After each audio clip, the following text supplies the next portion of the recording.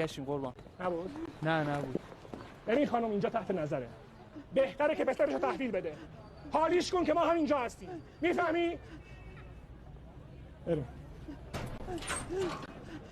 برین که برنگردین. لعنت بهتون. ببین چی میگم، یه ذره صبر کن.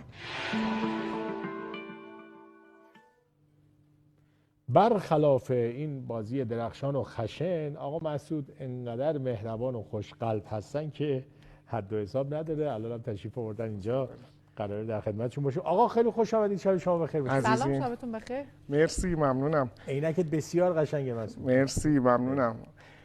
ساقی به نور باده برافروز جام ما، مطرب بگو که کار جهان شد به کام ما. ما در پیاله عکس رخ یار دیده ایم، ای بی خبر ز لذت شرب مدام ما.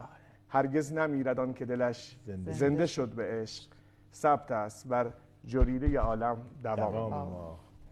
تو با این رویات لطیف چرا میری نقش ساواکی و نقش آدمای چیز داشتی، شین تسلیمی و چیز میکردی، دق میدادی؟ افتخاری بود که در کنار بانو خانم تسلیمی باشم و لذت بردم از اینکه در کنار خانم آزیتا حاجیان مشق بازیگری رو یاد بگیرم. درود بر شما.